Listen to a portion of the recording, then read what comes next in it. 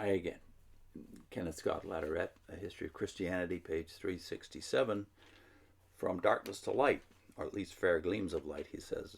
Here and there in the darkness, this is in the 10th century, here and there in the darkness were gleams of light which, as the event proved, were harbingers of a better day.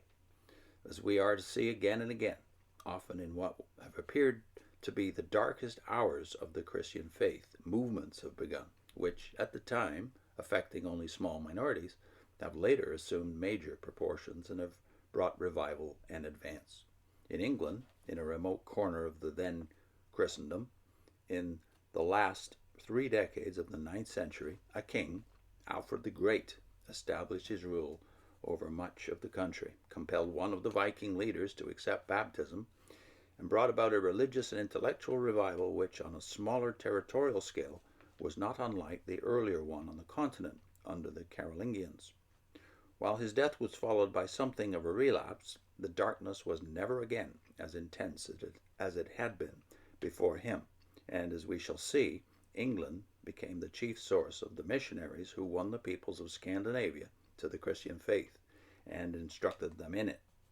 In the year 910, when Sergius, one of the creatures of the notorious Marozia, was on the papal throne, the monastery of Cluny was founded, which, as we are to hear later, became a radiating center and symbol of a renewed life that was to bring the Christianity of Western Europe to a fresh high level. Then he has a subhead, the effect of the environment. What effects did the environment in Italy and the west of Europe have upon Christianity in that region in the 4.5 centuries from 500 to 950? How different did the Christianity of the West become from that of the eastern wing of the Catholic Church? Because of the political division and the difficulty of physical communication, the two were drifting apart. Cultural and other factors were working for separation, and in the West there were conditions which were placing their imprint on the Catholic Church of that area. One striking contrast was that Byzantine Christianity was Greek, while the Christianity of the West was dominated by Rome. In spite of its weakness in the last half of the 9th and the first half of the 10th century, the bishopric of Rome, the Papacy, exerted an influence over almost all Western Christendom. Only over the far periphery, especially Ireland and Spain under the Arabs, did it have little control. The Papacy stood for Romanitas, the tradition of imperial Rome, partly Christianized but still unmistakably Roman in its administrative genius, its insistence on law and order, and its comprehensive organization. The claims and power of the papacy were furthered by the absence in the West of a strong competing civil state headed by an autocratic monarch such as the Greek Church faced in the Byzantine continuation of the Roman Empire. Even Justinian did not possess as much power in the West or in Italy as he exercised in the neighborhood of Constantinople. Increasingly, the authority of his successors waned. It was not recognized beyond Italy, Sicily, and the east coast of the Adriatic, and even there it was dwindling. The restoration of the imperial title in the West by Charlemagne did not bring the same degree of control over the papacy by the state as the Byzantine emperors wielded over the Patriarchate of Constantinople. For strong though he was, Charlemagne spent most of his time north of the Alps, a precedent followed by his successors, and Rome was never his or their capital.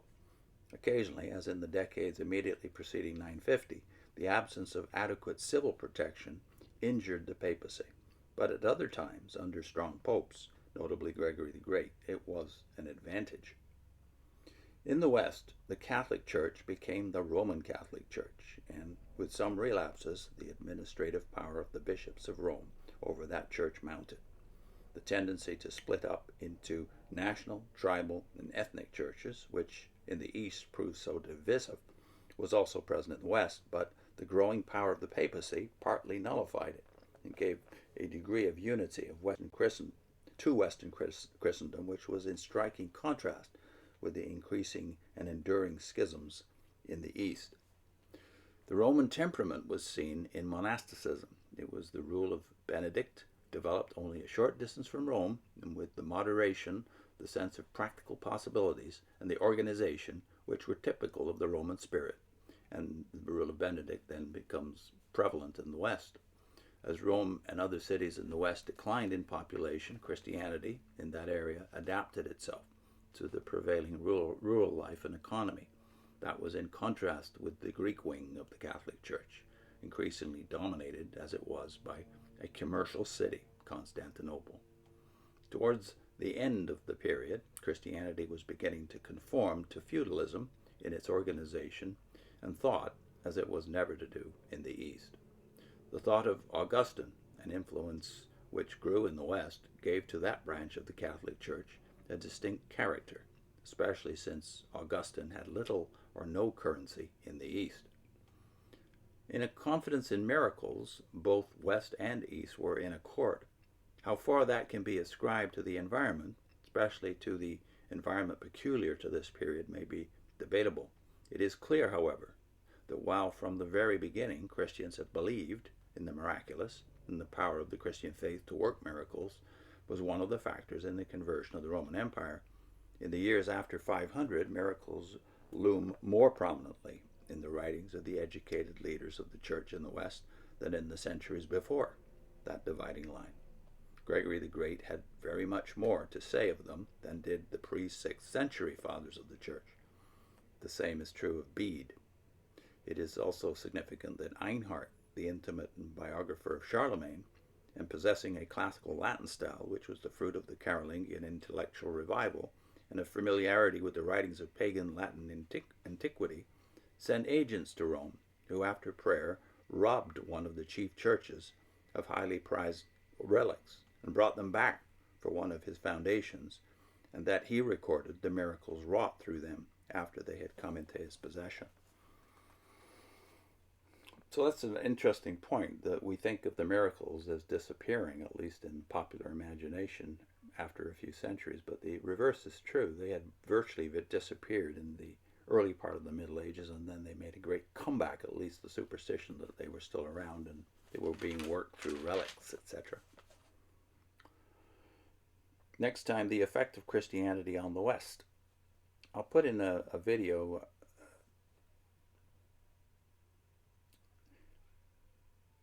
This is about the question raised in our discussion of the Finnish Mystery, the Watchtower book from 1917. And it's their take on the Middle Ages, that is the Watchtower's take, and it's a very, shall we say, easily found take on the Middle Ages among Protestants of conservative tendency.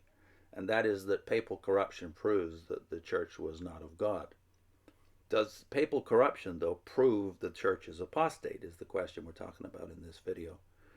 Well, did Israel's idolatry prove that God was not using ancient Israel?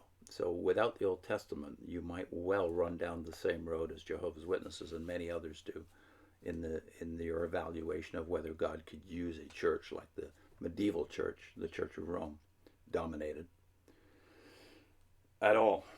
And that's a very important question when it comes to Christian unity and perception of what Christ has been doing through 20 centuries. I think Latourette's take on this is very balanced. Although he is a staunch Protestant, he is certainly flexible enough to realize that there's good and bad together in virtually all the centuries since the first. See you next time.